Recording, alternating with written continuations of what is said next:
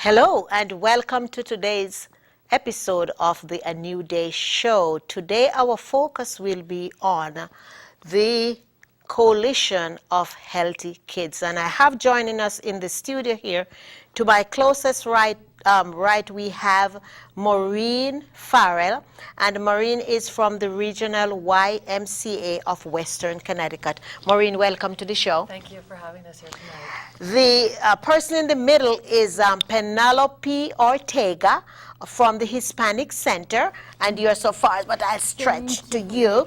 And then from my father's right is Ava Tan, and Ava is from the Samaritan Health Center, all located here in Danbury. Ladies, thank you so much for joining me here this evening. The topic of obesity is a really challenging one, I think, globally. And I am excited that the Greater Danbury area has stepped up and has taken the initiative to kind of educate the community on some different health practices that we can all get engaged in, but more focusing on our children. So thank you so much for doing that.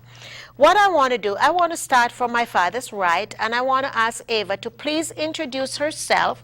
You can look in that camera, just introduce yourself, say what you do at this Samaritan House, and why you are a part of the Coalition for Healthy Kids. I'm Eva Tan. I'm the Executive Director of Samaritan Health Center. It is a free pediatric health center, provide health care for children from birth through 18. The reason I joined the coalition is if you believe that it needs a village to raise a child, then we need a whole city to raise a healthy child. That is the reason, and I'm so honored to be one of 19 communities to be part of this coalition. Okay, thank you so much. Penelope, would you please introduce yourself? My name is Penelope Ortega from the Hispanic Center. I'm the health educator of the center and the community liaison as well. We decided to be part of the Coalition of Healthy Kids because we represent, or we are part of the community with more risk with diabetes and obesity and all this kind of illness. And we don't believe on duplication of services or duplication of work. So we believe in partnership. So we decided to join this wonderful coalition, and I think we are doing a great job all together. We are really strong, and we are so proud to be part of this. Good, wonderful. And Maureen, would you please introduce yourself? Yes, thank you, Daphne. My name is Maureen Farrell, and I'm with the Regional YMCA of Western Connecticut. I'm a registered dietitian, but my position at the Regional Y is Director of Member Wellness. And the Regional Y became part of this Coalition for Healthy Kids really because health happens where people live, work, and play. And we feel it's vitally important that we help with other leaders in the community to combat childhood obesity. Because we are a health organization that really looks to get people more active and focuses on nutrition. And we have a very talented group of organizations that are all part of the Coalition for Healthy Kids. As Eva had mentioned, there's 19 organizations, including Danbury Hospital or Western Connecticut Health Network. Also Danbury Public Schools, the city of Danbury. We have representatives from many organizations, the United Way of Western Connecticut, the Hispanic Center, Samaritan Health Center, Danbury Grassroots Tennis. And so many of those organizations bring so much talent to this coalition that we feel that we're really moving forward with what can be a healthier community for Greater Danbury. Wonderful, because it was, I think 2 days ago, I was speaking with a friend of mine who has a 7-year-old grandchild, and she was making cupcakes to take to the school for the child's birthday, and I said to her, why not take a fruit platter? The assortment of fruit. And she said, you know, I've never thought about that. And I say, we blame our children for what they eat, but our children, they're eating what we provide. So if we provide healthy, they're going to eat healthy. If we teach about eating healthy, that's what they're going to eat. So it takes everybody to have the responsibility. Well, you make a very good point, because parents are children's role models. Exactly. And so the children will do what their parents do. That's right. And so if their parents are focused on health, the kids will eventually learn to grow up and That's right. and follow their That's right. example. And it's kind of like a slow process, but I think what the coalition is doing now is starting a legacy that will continue. It probably won't end with you, and you probably won't even see the halfway mark, but at least you are beginning a legacy that you're going to leave to continue, and that's an amazing thing to do. Yes. How long has the coalition, and I don't know who want to take this question, it doesn't matter, how long has the coalition been around? Well, the coalition started back in 2007, actually, but we really took some very strong ground around 2009. More and more organizations came on board, and we really gained momentum once we developed our 3 strategic focus areas. And what are those areas, Maureen? Those areas are education and awareness. So we have a group of organizations that really focus on trying to communicate the health message of five fruits and vegetables a day, limiting television and media time to less than 2 hours a day, an hour of play every day, active play every day, and 0 intake of sugar-containing beverages. So that's our education awareness, but we have another subcommittee, another focus area, which is our advocacy area, and we are working on a grant right now that's through the CDC, the Center for Disease Control, and NYUSA, and with that we're striving to make policy and environmental changes, which are really long-term sustainable changes to the community that allow people to lead healthier lives. And then our 3rd strategic focus area is removal of barriers, because as we know, especially in the city of Danbury, there are many barriers to health, resources being one of them, language being one of them, opportunities to have access to physical activity and education, physical education. So we have a lot of work to do, but we have some very energetic people that are working with us, and we feel confident that we can keep moving forward. Penelope, I want to ask you a question. As the health educator for the Hispanic Center, and being Latino yourself, what are some of the objections that you have encountered with this message in going out there in your community? I think most than objection is we find out that a lot of misunderstanding, a lot of misinformation. So the people think that because in the label they see 100% natural, that really means that it's natural. That's right. So when I say to the parent, check if you put orange juice in a bottle of, and you just leave it there, what happened? It's going to be spoiled for the next day. That's right. So you think something is not really Not natural right in that bottle. So I think we really have to encourage the parents to take the decision, to make healthy decisions for their kids. And this is other part that we are kind of losing in our community. Like, I mean, sadly, junk food is easier, faster, and cheaper to get. Exactly. So is this the most of the objection is like where I can find healthy food, and the other thing is really expensive or is really cheaper. So is most of all. And I say to people all the time, if you think eating healthy is expensive, you ought to be adding up the receipts from the prescriptions. And I know, you know, I am from the West Indies. I'm from Jamaica, West Indies, and we are accustomed to harvest and eat, harvest and eat. And a lot of people in this country, they don't know what a banana tree looks like, they don't know what an orange tree look like, and they are just accustomed to be seeing these fruits and vegetables in the supermarket. Yes. But And I know for the Latino people too, who have come from other countries here, they too are accustomed to harvest and eat, harvest and eat. But they are in a new culture now, and they want to do the norm, but the norm is not always good for you.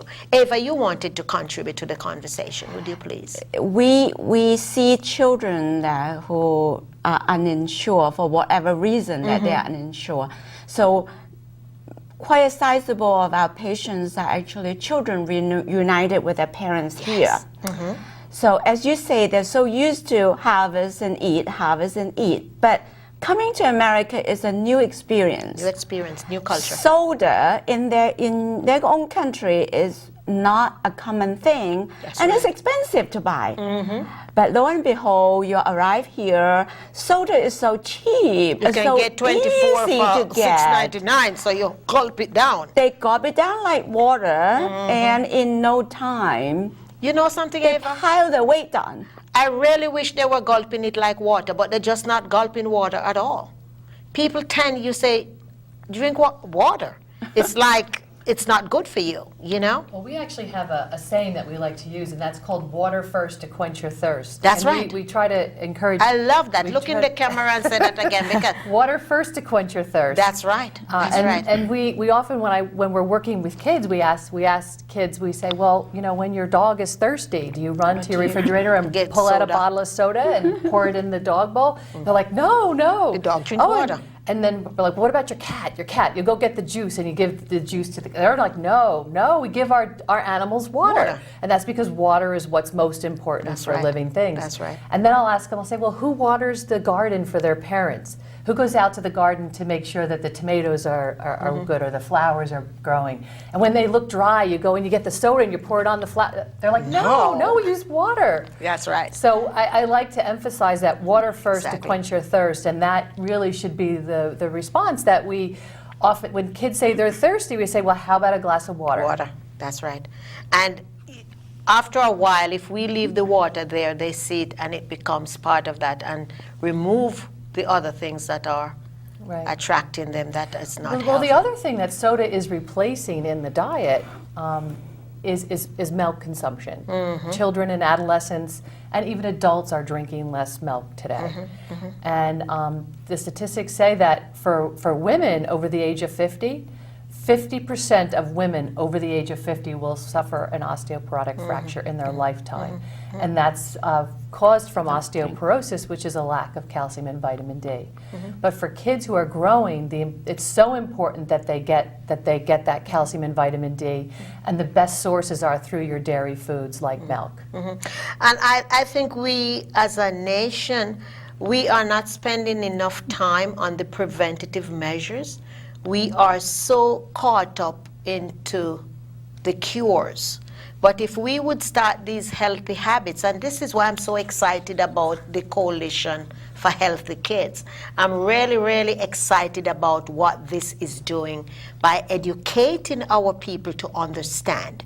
Because when our children get it, then we won't have to worry about it because they're going to get it.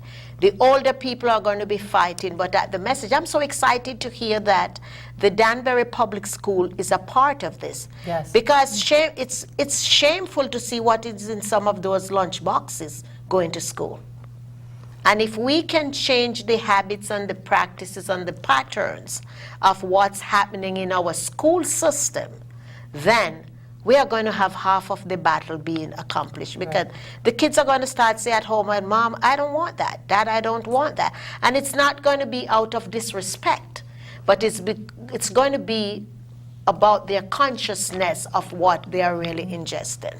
And you know, there's a number of initiatives in Danbury that we also collaborate with that really focus on the 5 fruits and vegetables a day. Yes. You know, coming every summer on Fridays down The farmer's market. at the farmer's market. It's right in downtown Danbury, and so every Friday, you know, they have fresh fruits and vegetables that are locally grown. And we actually did pilot a program last summer with students from Danbury who were in summer camp from Ellsworth School, and they walked to the farmers market Beautiful. with volunteers and the child care staff that take care of them at camp.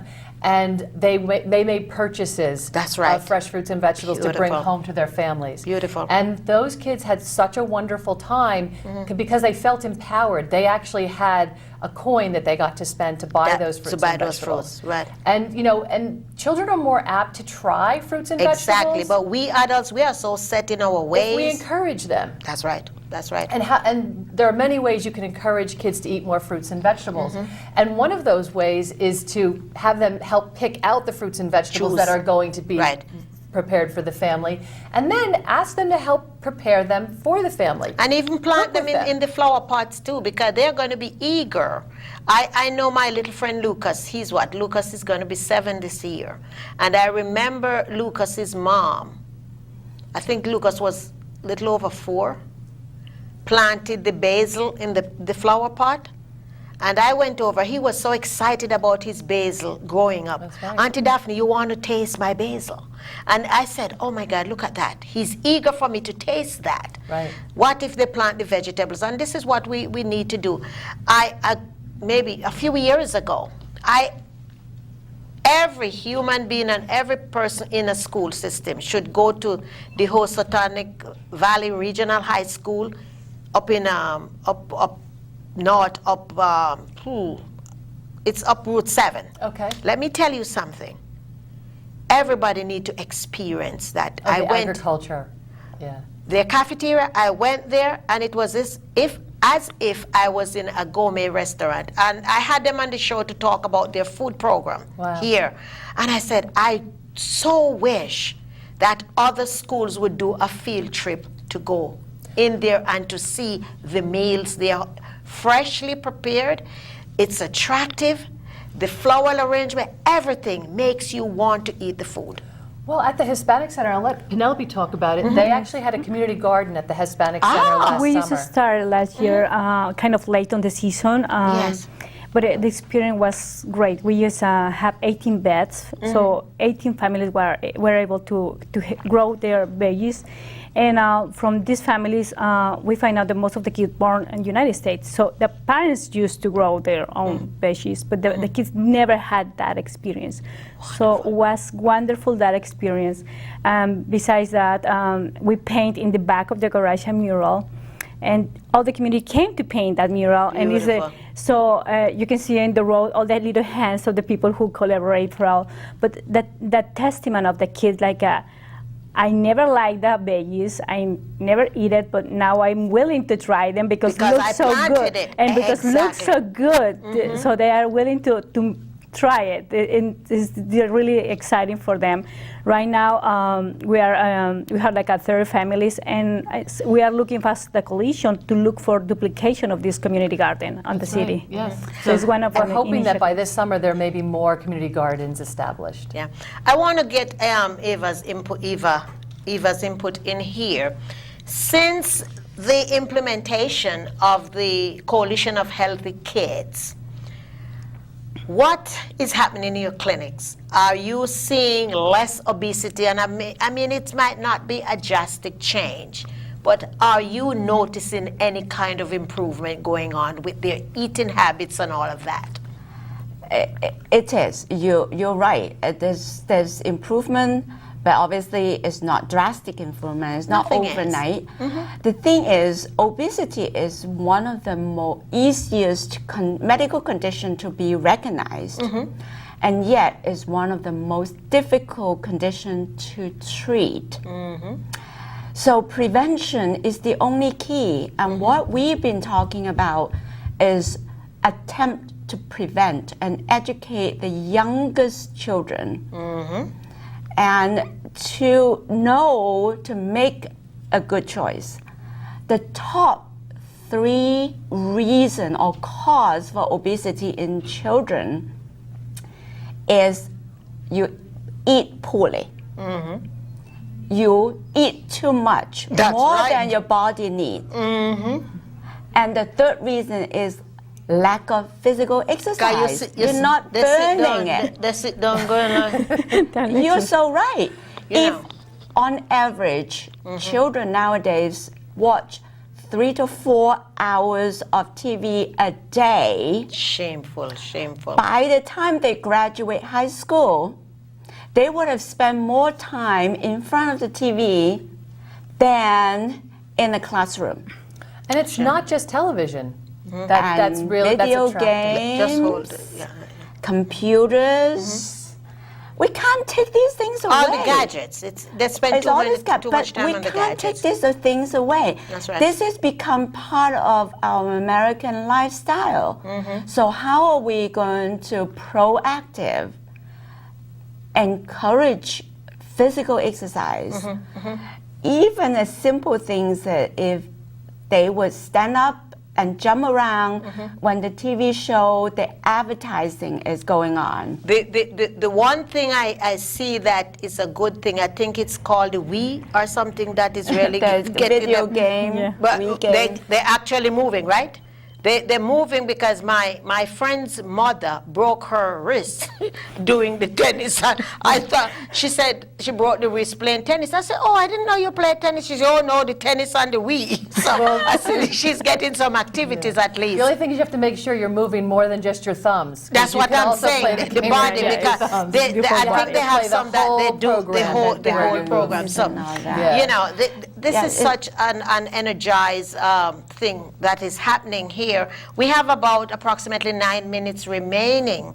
And I want us to really hone in on what we want to leave the families with. So there's a 5210 message. What is that about? I want to distribute that equally among you.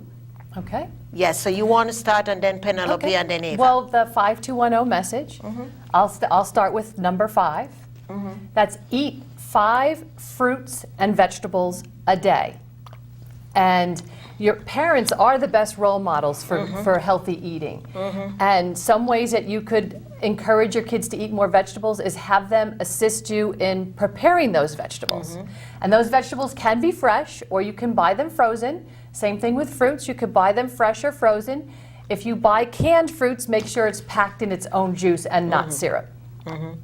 Okay. I'll let you. Penelope? The number 2 is limit to 2 hours per day. Any kind of video games, television, computer, cell phone, any kind of those things. But then the second question is, what am I going to do with my kid? If I take those hours for television, then with the fourth step, it is 1 hour or exercise or physical activity. So we, in this brochure, give the parents some ideas to what to do if you are replacing the TV for activities. And you want to read that for them? So, So yeah, that those that of you who pick up yeah. brochure up, you're And gonna see there's something all really of it important there. about our brochure. We never give this brochure No, as you can read. I'm showing mine. as a flyer. We always give the message with the messenger. We always Right. explain the parents what to do and why we are doing this and why it's so good for them to do it and to follow, and how easy with a little step and a little tips they can make a huge change on their life right. and the kids' life That's as right. well. That's right. So That's right. and then we go for the last one is 0. Yes, 0 is no added sugar in any kind of drinks. And as we said before, probably water is the best drink of choice. And it's very misleading when we actually look at the label as all the drinks, even though they say 100% juice, but it still got added sugar. That's right. And the most important thing is to avoid that added sugar. That's right. And reading labels, it become one of the most important things is to see how much sugar is actually added in any kind of drinks that you're buying. Then don't just read the front to see 100% juice, but this is 100% juice, but it is added a lot of sugar. That's right. And the other important thing is preserving. Because you can pick up a can of soda and say, oh, it's only 30 grams of sugar, not the whole can. That's right. Is preserving. That can could serve two helpings. So it is misleading. That's so right. it is very much an education That's right. to the messengers that when they buy, they need to learn to read Exactly. the labels. And anything you can't spell, just put it back on the shelf. Well, Don't worry because sugar about the can be hidden by another name. Exactly. lot So of go ahead. There could be other names for sugar. So it As could, a dietitian, go ahead, It tell. could be called. It could be sugar, but it could be brown sugar. It could be honey is sugar. I'm sorry. No, keep talking. Fructose is sugar. Dextrose is sugar. 100% cane juice is what they're putting in a lot of things now, and they say organic. 100% cane juice is sugar. And sugar is sugar, and you can see the amount on the label. And if someone was to drink 2 cans of, like 2, cans that you would get from a vending machine of soda a day for a month, you would have consumed 5 pounds of sugar. You know the Right. 5-pound bags of sugar you buy in the store? If you drink 2 cans of soda a day, that's like eating that much sugar in a month. Yeah. I'm glad you touched, because I am the daughter of a sugarcane farmer. So I know when you mention about sugarcane, fresh sugarcane juice, I know how sweet that thing is. I drank a lot of it growing up as a child. And so. it is natural, so they can Yeah. say it's natural, but it's still sugar. Sugar, yes, still sugar. Okay, would someone please, I would love to have you guys back at another time to see how the coalition is progressing, and possibly have some of the people in the community to come in and have a studio audience to talk about that. I would love to do that in the near future. Would someone look in here and give out the contact information, how people can contact the coalition and all of that? Look in this Okay, so if you're interested in being part of the Coalition for Healthy Kids, we meet the second Tuesday of every month at 7:30 in the morning. We're early risers because we have a lot of work to do. We meet at 7:30 in the morning at the United Way, which is right on West Street in Danbury. 85 West Street. I think. 85 West Street in Danbury.